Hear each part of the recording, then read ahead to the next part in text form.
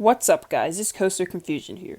Intamin is one of the most well-known manufacturers in the coaster industry. They've produced some record-breaking coasters that most enthusiasts put on their bucket list. I have ridden 4 coasters manufactured by Intamin as of now, February 2023, so I will be ranking them. Here are my Intamin coasters ranked.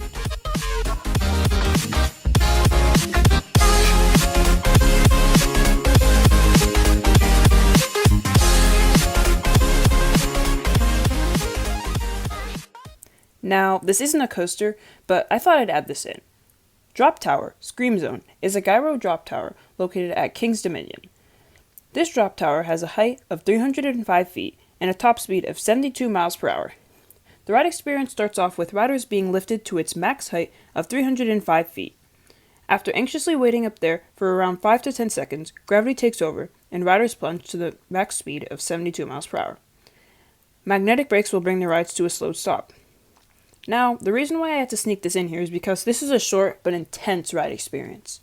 I prefer this over the S&S Space Yacht and Drop Towers, because of the incredible feeling of weightlessness this delivers. I give this a 10 out of 10 for a Drop Tower, because this gave a thrilling ride, and I would love to get back to King's Dominion to experience this again. Now, let's get into the actual coasters I have on this list. Number 4 on this list is El Toro at Six Flags Great Adventure in Jackson Township, New Jersey. Some may be confused and disagree with me that I rank this low on my list. This is because I did not have the experience I was looking forward to.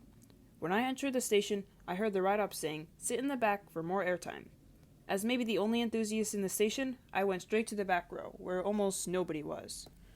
They were running one train ops, and it was a fairly empty day, so as I got a walk on.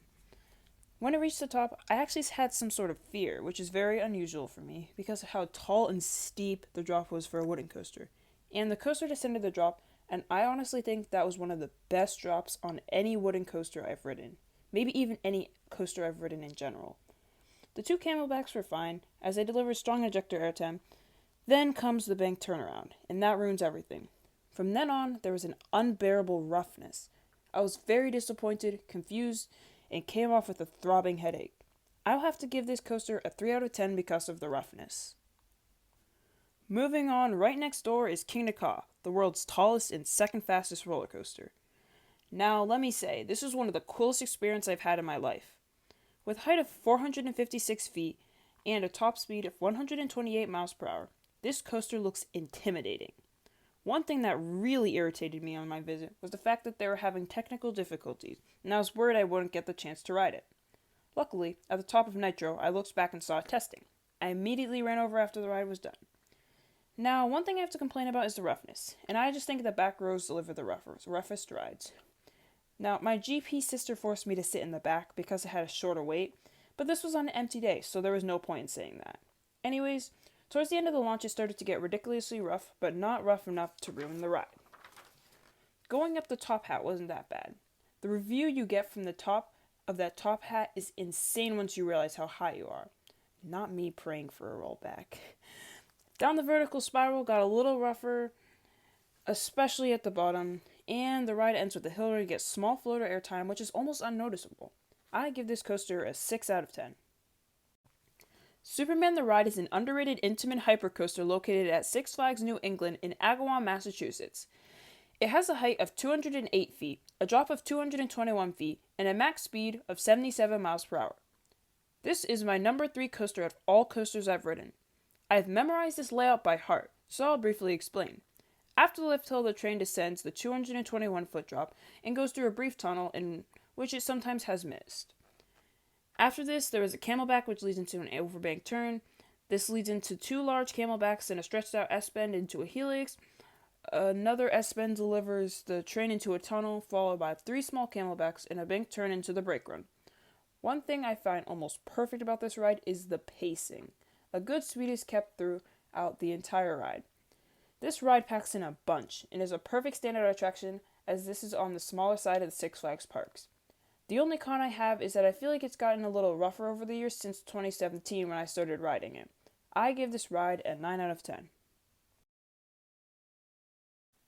We have made it to number 1, and those of you who know me probably know which coaster this is. Intimidator 305 is an Intamin Giga coaster located at Kings Dominion in Doswell, Virginia. As the title says, this coaster has a max height of 305 feet and sure is intimidating. Its max speed is 90 miles per hour and it has a max G-force of 4.5 Gs. All of this G-force is felt right after the drop on the banked turn. This is where most riders black or gray out, in which I was one of those riders. This moment shows you how much of an intense ride this is. You get your vision back when you're at the top of the airtime hill, which delivers ejector to floater airtime. It feels like you're in the air forever. The rest of the ride consists of low-to-the-ground snappy transitions. My seat preference of this ride is the front row. Cresting over the lift, looking at the track in front of you, makes the experience feel almost surreal. Even the small things I love of this ride, such as the gentlemen start your engines before the ride travels up the lift hill and how fast the cable mechanism brings it to the top. I recommend this coaster to any enthusiast who hasn't ridden it yet, and this coaster gets an easy 10 out of 10 as it has almost no flaws in my opinion. Well, we have reached the end of this video and I thank you all for watching. This is my first time doing a ranking video and I hope you enjoy this kind of content. Feel free to comment your favorite coasters manufactured by Intamin and ideas and opinions on this kind of content. Stay tuned and make sure to subscribe to Coaster Confusion for more coaster content. Remember, be you and keep riding coasters.